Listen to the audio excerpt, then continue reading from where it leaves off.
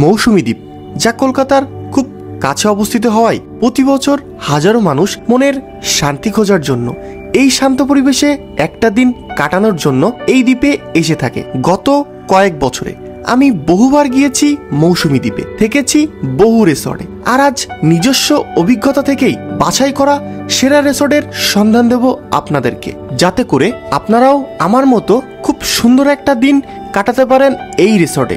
সবচেয়ে ভালো দিক হলো আপনারা আপনার প্রিয়জন কিংবা ফ্যামিলিকে নিয়ে আসলে 100% নয় 1000% সুরক্ষিত থাকবেন। না, এটা কোনো পেইড রিভিউ না, সম্পূর্ণ নিজস্ব মতামত আপনাদেরকে বলার চেষ্টা করছি। এবং এই রিসর্টে কেমন দামের প্যাকেজে আপনারা রুম কিংবা টেন্ট বুক করতে পারেন, সেই প্যাকেজগুলোর মধ্যে কি কি খাবারগুলো থাকবে, কিংবা রাতের বেলায় এই রিসর্ট অন্যরকম এক রূপে সেজে ওঠে। আশা করছি এই ভিডিওটি সম্পূর্ণ দেখলে মৌসুমী দ্বীপ সম্পর্কে সম্পূর্ণ একটি ধারণা পেয়ে যাবেন। রিসর্টের যাবতীয় ডিটেলস আমার ডেসক্রিপশন বক্সে কিংবা ডিসপ্লের সামনে নাম্বার দিয়ে দেব, অবশ্যই যোগাযোগ করতে পারেন।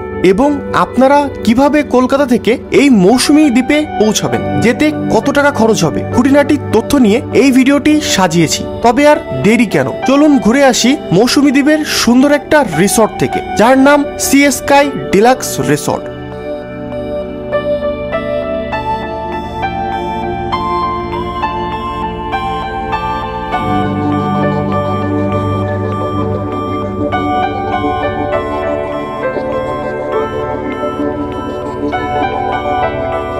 শিয়ালদা থেকে 7টা 14 মিনিটে নামখানা লোকাল ধরে চলে আসি নামখানা রেলওয়ে স্টেশন। তবে এই নামখানা লোকাল শিয়ালদা, মাঝেরহাট কিংবা বালিগঞ্জ থেকে ছেড়ে থাকে। তবে আমার সাজেশন থাকবে আপনারা সবসময় শিয়ালদা থেকে ওঠার চেষ্টা করবেন, তাহলে ট্রেনের ভিড়টা একটু কম হবে। নমস্কার, বালিগঞ্জ থেকে পৌঁছে গেলাম নামখানা। এখানে আসতে মোটামুটি 2.5 ঘন্টা মতো সময় লাগলো।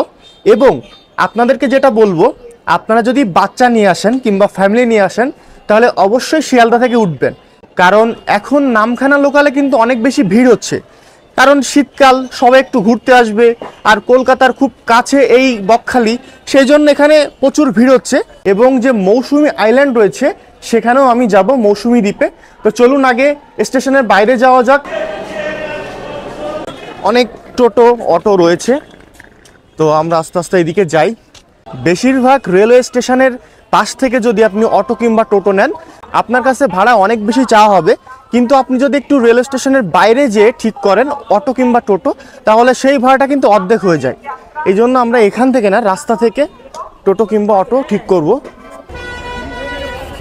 আচ্ছা, আগে মৌসুমী আইল্যান্ড পড়ে, তারপরে বকখালি পড়ে। আচ্ছা, মৌসুমী আইল্যান্ড বলতে ওটা তো ঘাট, ওখান থেকে পার হতে হবে। আচ্ছা আচ্ছা, টোটোতে 60 টাকা ভাড়া, অটোতে 40 টাকা ভাড়া, আর বাসে 30 টাকা ভাড়া। এই 3টে উপায়ে আপনারা বকখালি কিংবা মৌসুমী আইল্যান্ডে যেতে পারবেন। সামনের এই যে ব্রিজটা দেখছেন, এটা কিন্তু আগে ছিল না। এখন এই ব্রিজটা হয়ে যাওয়ার পরে বকখালি যাওয়া অনেক সুবিধা হয়ে গেছে। এটার নাম হচ্ছে আতানিয়া দোয়ানিয়া। আমি এখন যাব বকখালি মৌসুমী আইল্যান্ড। সেই মৌসুমী আইল্যান্ডে যেতে গেলে আপনাদেরকে প্রথমে আসতে হবে 10 মাইল বাজার। দেখুন, এই জায়গাটার নাম হচ্ছে 10 মাইল বাজার, এরকম একটা জায়গা। এবার এইখান থেকে এই যে মোড় দেখছেন, এই মোড় থেকে আমাদের বাম হাতে চলে যেতে হবে, এই যে এইদিকে যেতে হবে। এখান থেকে আমাদেরকে টোটো করে চলে যেতে হবে সেই ঘাটে, যেখান থেকে আমরা মৌসুমী আইল্যান্ডে যেতে পারবো। টোটোতে উঠে পড়েছি। মৌসুমী আইল্যান্ডে যেতে গেলে যেখানে যেতে হবে, নদী পার হতে হবে, সেই পর্যন্ত 15 টাকা করে ভাড়া নিচ্ছে। আমরা এখন মৌসুমী আইল্যান্ডে যাওয়ার জন্য যে নদী ঘাটে আমাদের আসতে হবে কিংবা ফেরি ঘাটে, সেখানে এসছি। দেখুন, এই নৌকায় করে আমরা যাব নদীর ওই পার। এই নৌকায় যদি আপনি 10 টাকা দিয়ে যান তাহলে আপনি স্পেশাল, আর যদি শেয়ারে যান কিংবা একটু দেরি করে যান তাহলে 5 টাকা দিয়ে যেতে পারেন। টাইমের মধ্যে আমরা 10 টাকা দিয়ে যাচ্ছি। এই যে 10 জন হলেই ছেড়ে দেবে। ওই পাশে ওটাই তো মৌসুমী আইল্যান্ড, তাই তো?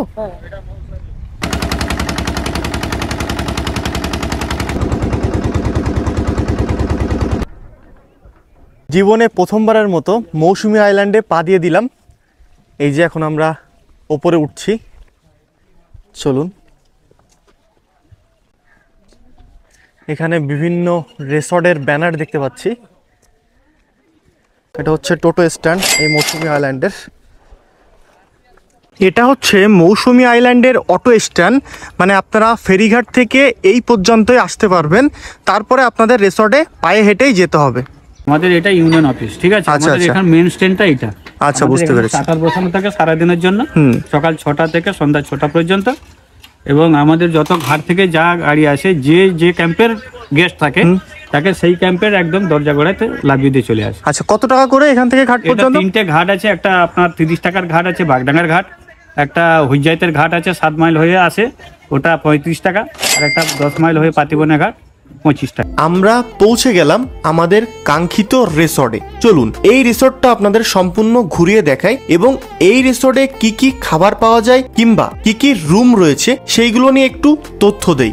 এই রিসর্টে যে রুমগুলো রয়েছে তার মধ্যে টেন্ট হাউস, গ্রুপ টেন্ট কিংবা AC, non AC, deluxe room কিংবা নর্মাল রুম এবং মদ হাউস থাকছে। সব ধরনের থাকার ব্যবস্থা আপনাদের সাধ্যের মধ্যেই।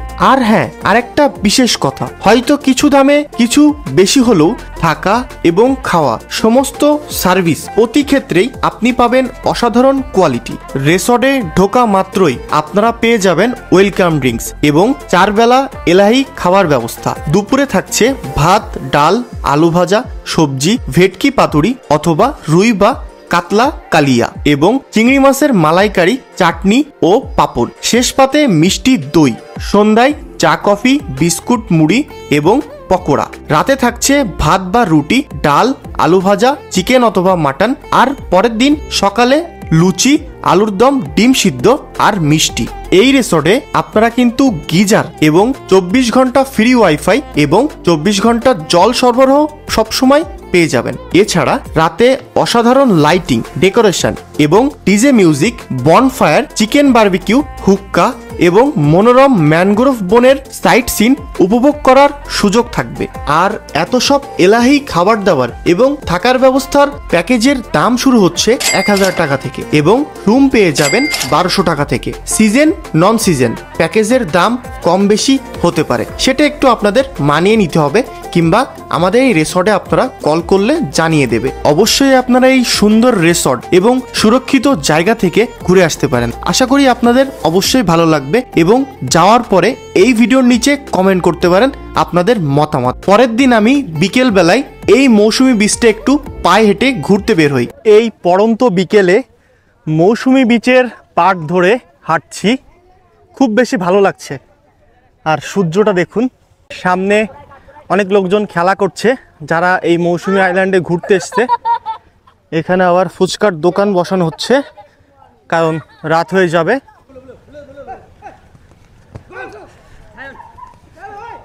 ও সুন্দর।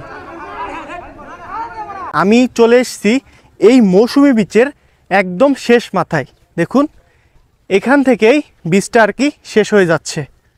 এইখানে দৃশ্য এখন অনেক বেশি সুন্দর লাগছে। নিচে এরকম উঁচু নিচু, তো এই জন্য হয়তো আপনারা ভিডিওতে শেক পাচ্ছেন অল্প, বাট কিছু করার নেই। এদিকে কিছু ট্যুরিস্ট, কিছু লোকাল লোক। জায়গাটা হচ্ছে এমন। এই ভিডিওটা এমনভাবে তৈরি করেছি যাতে আপনাদের মন ছুঁয়ে যায়। অবশ্যই যদি ভালো লাগে তাহলে এই ছোট্ট ভাইকে লাইক, শেয়ার, সাবস্ক্রাইব করতে পারেন। Tata, bye bye. সবাই ভালো থাকবেন, সুস্থ থাকবেন। দেখা হচ্ছে অন্য কোনো ভিডিওতে। মানে এরকম দ্বীপের মধ্যে থাকলে এরকম জিনিস আপনারা হামেশাই দেখতে পারবেন, সকালবেলায় কিংবা বিকেলবেলায়।